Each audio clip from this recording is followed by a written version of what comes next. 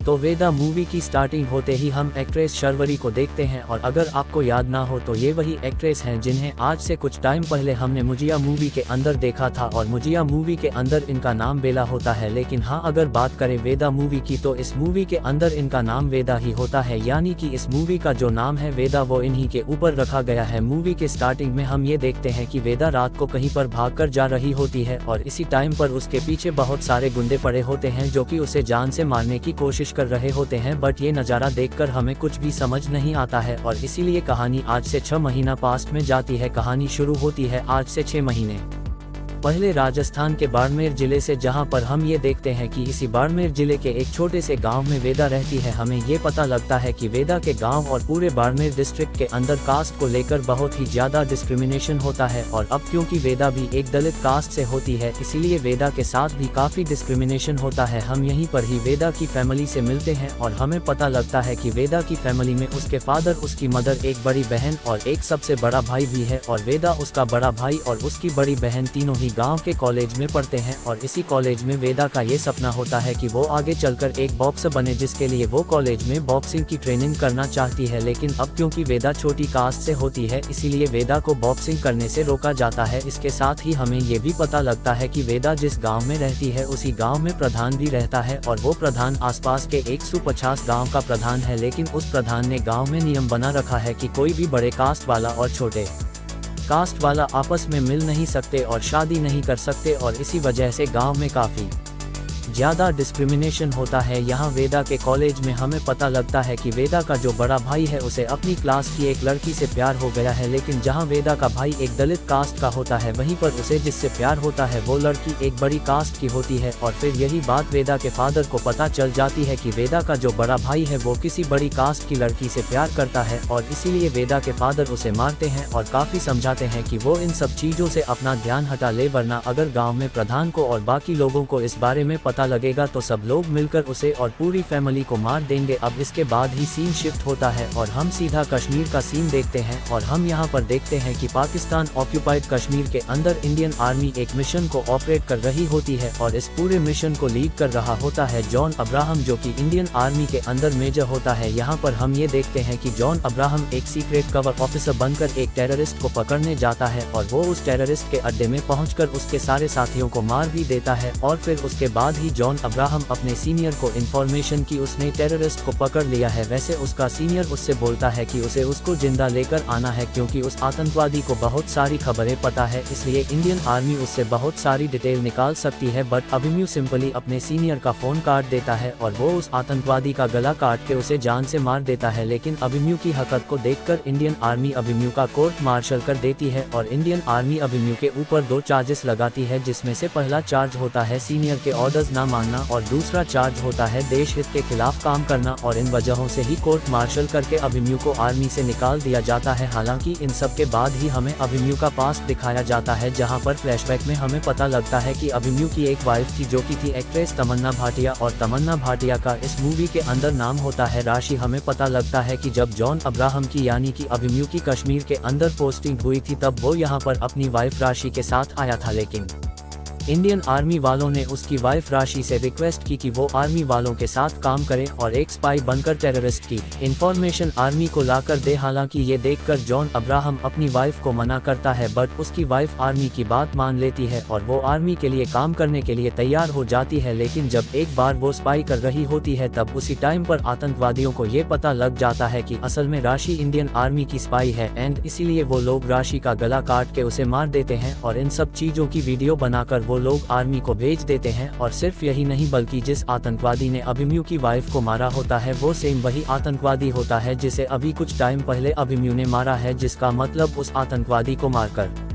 अभिमन्यु ने उस अपनी वाइफ का बदला लिया है। लेकिन अब क्योंकि उस वजह से अभिमन्यु का कोर्ट मार्शल हो गया है इसीलिए अब वो वहां से सीधा राजस्थान आता है, एंड वो इसीलिए क्योंकि उसकी वाइफ ने उससे मरने से पहले कहा था कि अगर लाइफ में उसे कभी भी कुछ हो जाए तो वो उसके मरने के बाद उसके गांव बाड़मेर जाए और वहां पर उसके डैड का ख्याल रखें। और इसीलिए अपनी वाइफ की आखिरी इच्छा को पूरा करने के लिए अभिमन्यु सीधा राजस्थान के बाड़मेर गाँव जाता है और वहाँ पर आकर अपने ससुर के साथ रहने लगता है। हालांकि फिर यहीं पर ही हम ये भी जानते हैं कि अभिमन्यु के जो ससुर होते हैं वो सेम उसी कॉलेज के प्रिंसिपल होते हैं जिस कॉलेज के अंदर वेदा और उसके भाई बहन पढ़ते हैं। अब इसके बाद ही अभिमन्यु के जो ससुर होते हैं यानी कि कॉलेज के प्रिंसिपल वो अभिमन्यु को सीधा गांव के प्रधान के पास लेकर आते हैं, यानी कि वही प्रधान जिसके बारे में मैंने आपको स्टार्टिंग में बताया। हालांकि जब प्रिंसिपल साहब अभिमन्यु को प्रधान के पास लाते हैं तब हमें पता लगता है, यहाँ पर हमें पता लगता है कि प्रधान का नाम होता है जितेंद्र प्रताप सिंह और ये और कोई नहीं बल्कि एक्टर अभिषेक बैनर्जी होते हैं, यानी कि वही स्त्री 2 वाले जना। इधर प्रिंसिपल साहब अपने जमाई अभिमन्यु को प्रधान से मिलवाता है और वो उसके लिए एक जॉब की सिफारिश करते हैं और इसीलिए ये सुनकर जितेंद्र प्रताप सिंह यानी कि प्रधान अभिमन्यु को कॉलेज में असिस्टेंट पीटी टीचर रख लेता है और वो अभिमन्यु से कहता है कि वो उसकी वाइफ को अपनी छोटी बहन मानता था। अब इसके बाद अभिमन्यु जब अपनी जॉब को ज्वाइन करता है तब कॉलेज में आकर वो ये देखता है कि पूरे कॉलेज में बहुत ही ज्यादा डिस्क्रिमिनेशन हो रहा है और अब क्योंकि वो एक पीटी टीचर है इसलिए वो ये देखता है कि वेदा भी बॉक्सिंग सीखने आती है, लेकिन अब क्योंकि वो छोटी कास्ट से है इसीलिए बाकी लोग उसे बाहर कर देते हैं। और इसी कॉलेज में प्रधान का छोटा भाई भी होता है जो कि वेदा पर हाथ भी उठाता है और वो वेदा को सारे स्पोर्ट्स से दूर रहने के लिए कहता है। यहाँ पर हम ये देखते हैं कि अभिमन्यु वेदा की थोड़ी बहुत केयरिंग करता है और वो उसे बाकी सारे स्टूडेंट्स के बराबर मानता है और इसीलिए वेदा भी प्रधान के छोटे भाई के ना चाहते हुए भी रोज बॉक्सिंग सीखने आती है। एक दिन ये सब देखकर प्रधान के छोटे भाई को बहुत गुस्सा आता है और इसीलिए वो ये प्लान बनाता है कि वो कल के दिन वेदा को सबक सिखाएगा। अब इसके बाद ही हम वेदा को देखते हैं जो कि अपने घर पे अपने फादर से बात करती है कि वो कॉलेज में बॉक्सिंग सीख रही है और इसीलिए उसे किट की जरूरत है जिसके लिए उसे 20,000 रुपए चाहिए। अब ये सुनकर वेदा के फादर उसे पैसे दे देते हैं जिसके बाद वेदा पैसे लेकर सीधा कॉलेज जा रही होती है। लेकिन हम देखते हैं कि प्रधान का छोटा भाई अपने कई सारे दोस्तों के साथ मिलकर वेदा को रास्ते में घेर लेता है और वो उसे मारने लगता है और वो ना सिर्फ वेदा को मारता है बल्कि उसके साथ ही वो वेदा के सारे पैसे भी फाड़ देता है। ये सब देखकर वेदा को बहुत बुरा लगता है, लेकिन तभी वो कॉलेज जाती है और वहाँ से सीधा अभिमन्यु के पास जाती है जिसके बाद ही वो इन सब चीजों के बारे में अभिमन्यु को बता देती है।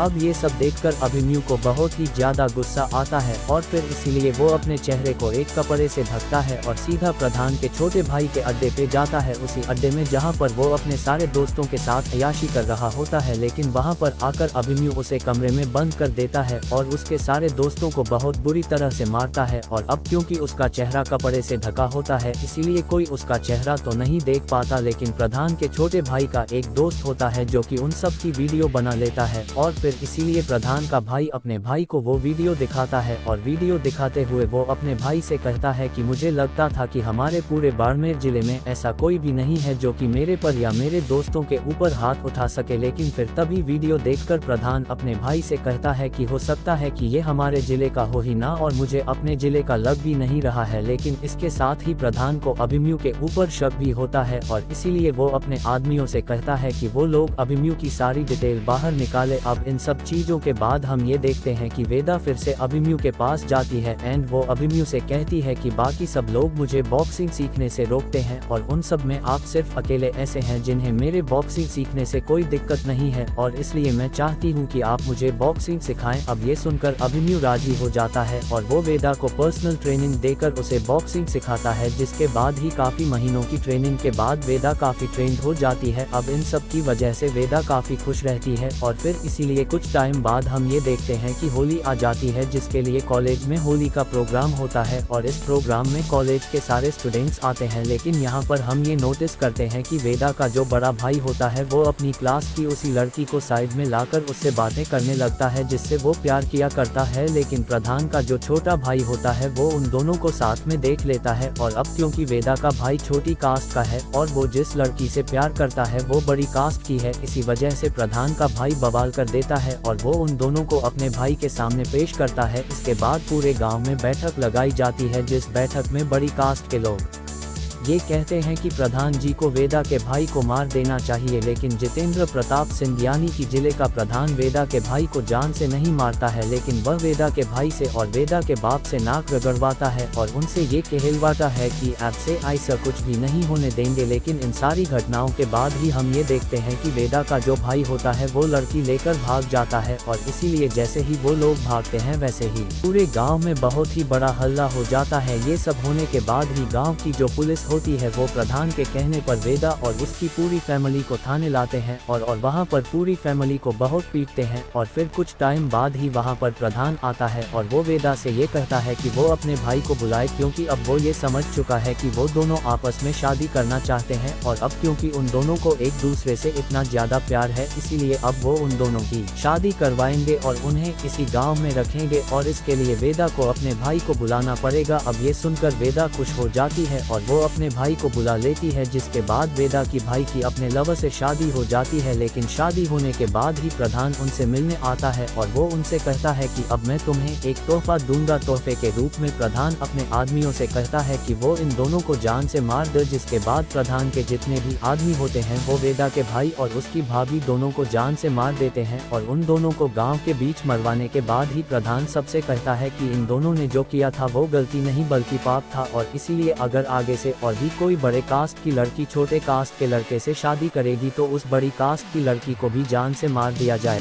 हालांकि उन दोनों को मारने के बाद ही प्रधान अपने आदमियों से ये कहता है कि वो उन दोनों की बहनों को भी पकड़े, क्योंकि अब वो उन दोनों की बहनों को भी मारने वाला है। ये बात सुनकर वेदा और उसकी बहन वहां से भागने लगते हैं, जिसके बाद ही गांव की पुलिस प्रधान का भाई और उसके बाकी सारे आदमी उन दोनों को पकड़ने लगते हैं। इन सब के पीछे ही वेदा की जो बड़ी बहन होती है वो वेदा को वहां से भगा देती है और वो कहती है कि मैं सबका ध्यान भटकाती हूँ, जिस बीच वो भाग सकती है, जिसके प्रधान के भाई के हाथ लग जाती है। जिसके बाद भी प्रधान का भाई और बाकी सारे आदमी मिलकर वेदा की बड़ी बहन को भी जिंदा जलाकर मार देते हैं। इधर वेदा भागते हुए सीधा जॉन अब्राहम के पास आती है, यानी कि अभिमन्यु के पास, और वो उसे सारी बात बताकर उससे हेल्प मांगती है। हालांकि जब वेदा जॉन अब्राहम के पास हेल्प मांगने आती है तब हम ये देखते हैं कि जॉन अब्राहम यानी कि अभिमन्यु वेदा को अपनी बाइक पर बैठा है और उसे लेकर सीधा प्रधान के पास जाता है। जितेंद्र प्रताप सिंह यानी कि प्रधान के घर आने के बाद ही वो उससे बात करता है और अभिमन्यु प्रधान से कहता है कि आखिर वो लोग वेदा के पीछे क्यों पड़े हैं और अगर इसके भाई ने इंटरकास्ट मैरिज कर भी ली तो उन्हें मारा क्यों गया। पर ये सब सुनकर प्रधान उससे कहता है कि ये सारे वो नियम कानून है जिसे हमारे पुरखों ने बनाए हैं और इसीलिए ऐसी किसी भी गलती को कभी माफ नहीं किया जाएगा। अब इन सारी बातों के बाद ही हम ये देखते हैं कि प्रधान के जो 2-3 आदमी होते हैं वो वेदा को पकड़ने की कोशिश करते हैं, लेकिन जॉन अब्राहम सिंपली उन सबको पीट देता है। ये देखकर जो प्रधान होता है वो जॉन अब्राहम को मौका देता है और वो उससे कहता है कि तू मेरे सामने बहुत कमजोर है और इसलिए अगर तुझे इस लड़की को बचाने का शौक है तो खूब बचा, एंड मैं इसके लिए तुझे थोड़ा सा टाइम भी दे रहा हूँ। इसे जहाँ लेकर जा सकता है वहाँ चला जा, लेकिन कुछ टाइम बाद ही तू ये देखेगा कि मैं तुझे और इस लड़की को दोनों को ही पकड़ लूंगा और दोनों को ही मार दूंगा। इसके बाद ही जॉन अब्राहम वेदा को लेकर वहाँ से निकल जाता है और फिर वो दोनों सिंपली एक एम्बुलेंस की बस लेते हैं और उसे लेकर वहाँ से जाने लगते हैं। अब जॉन अब्राहम का ये प्लान होता है कि वो वेदा को यहाँ से लेकर जाएगा और कहीं दूर ले जाकर वेदा को उसके किसी रिश्तेदार के यहाँ छोड़ देगा। लेकिन यहाँ पर जॉन अब्राहम जैसे ही वैन चलाकर थोड़ा सा आगे जाता है वैसे ही 2 मिनट बाद ही गांव की पूरी पुलिस फोर्स, प्रधान का भाई, उसके सारे दोस्त और प्रधान के सारे आदमी उनके पीछे पड़ जाते हैं और वो उन्हें पकड़ने के लिए उनकी गाड़ी पर अटैक करने लगते हैं। और इसीलिए यहाँ पर एक बहुत ही बेहतरीन फाइट सीन आता है, जिस फाइट सीन के अंदर जॉन अब्राहम उन सबको बहुत बुरी तरह से बीट करते हैं। अब इन सबसे बचते बचा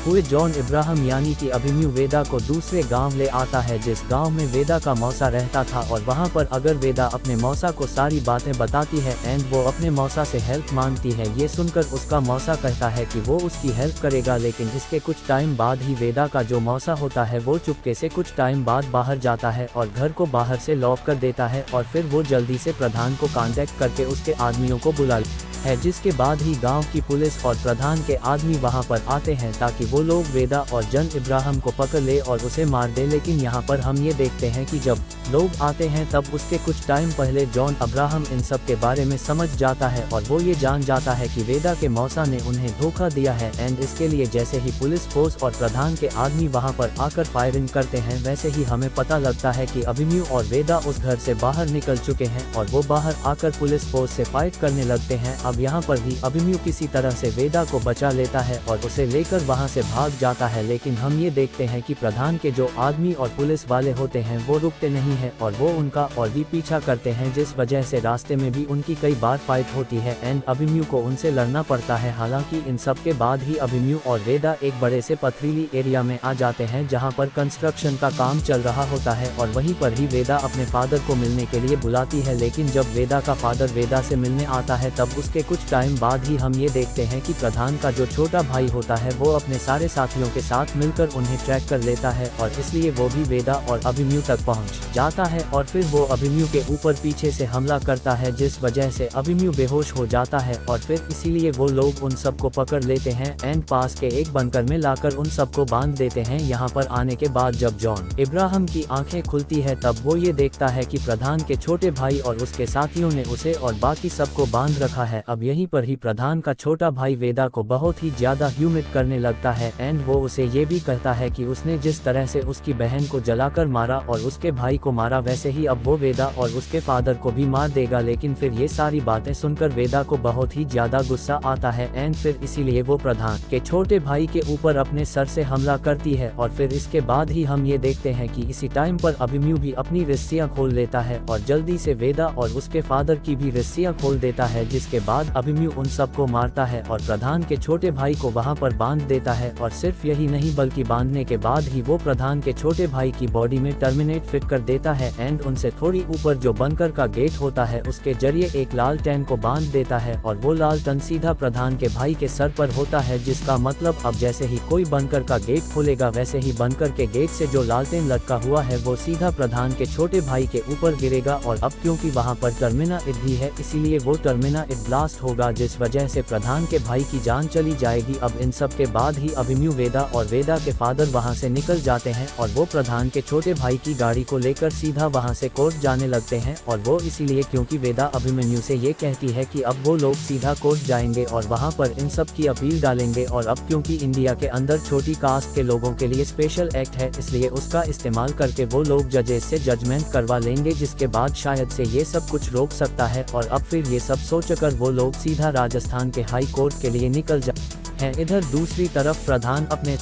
आदमियों के साथ मिलकर सीधा उसी बंद पास आता है जहां पर उसका छोटा भाई होता है और वो इसीलिए क्योंकि प्रधान छोटे भाई ने जब वेदा को पकड़ा था टाइम पर उसने बड़े भाई को इन्फॉर्म नहीं उठाता क्योंकि आज ऑफकोर्स हुआ है, लेकिन तभी वो लोग ये सोचती वो लोग पास के बंकर में ही होंगे, इसीलिए वो लोग जैसे ही वहां जाने के लिए वहां का दरवाजा खोलते हैं वैसे ही के खुलते ही लालटेन सीधा प्रधान दे भाई पर गिरता है, जिस वजह से आग लग जाती है एंड फिर इसीलिए बहुत ही बड़ा धमाका होता है, जिस वजह से प्रधान का भाई खत्म हो जाए। प्रधान के भाई के मरने के बाद ही को ये पता लगता है कि उसके भाई की मौत चुकी है और अब क्योंकि प्रधान मरने का रीजन वेदा और अभिमन्यु उसे उन दोनों के ऊपर बहुत ही ज्यादा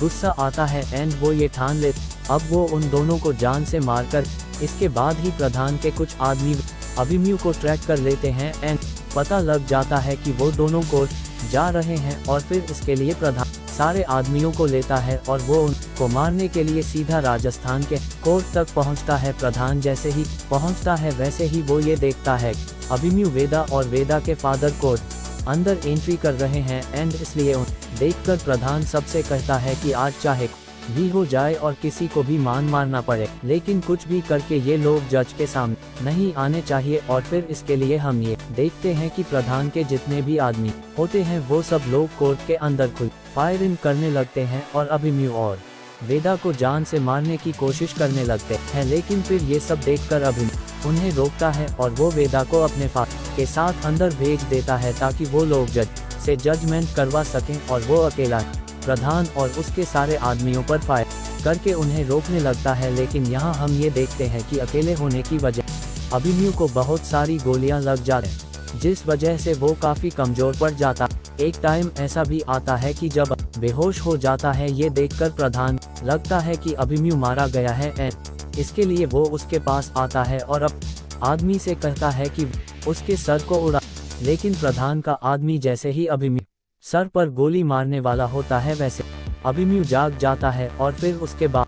वो ना सिर्फ प्रधान के सारे आदमियों मार देता है बल्कि इसके साथ ही वो के ऊपर भी गोली चलाता है जो प्रधान में लगती है। एंड फिर इस तरह से हम ये देखते हैं कि अभिमन्यु प्रधान के सारे आदमियों को खत्म कर देता है, पर अभिमन्यु को ऐसा लगता है कि प्रधान भी गोली खाकर मारा गया है। बट हम ये जानते हैं कि प्रधान अभी भी जिंदा है और इसीलिए वो अपने हाथ में एक बंदूक लेता है और वो जॉन अब्राहम को मारने की कोशिश करता है। इधर दूसरी तरफ वेदा अपने फादर के साथ सीधा कोर्ट के अंदर आती है और वो जजेस के सामने अपने केस को रखकर जजमेंट की मांग करती है। बट यहाँ पर हम ये देखते हैं कि बाहर जो भी गोलीबारी हो रही होती है उन सबको सुनकर जजेस लोग भी डर चुके होते हैं और इसीलिए वो लोग टेबल के नीचे छुपे होते हैं। लेकिन यहाँ पर जब वेदा अपने बारे में सब कुछ बताती है तभी इनमें से एक लेडी जज होती है जो कि वेदा के सामने आती है एंड वो वेदा के केस पे जजमेंट करने की बात करती है। इसी टाइम पर बाहर हम ये देखते हैं कि अभिमन्यु किसी तरह से प्रधान का सामना करता है और वो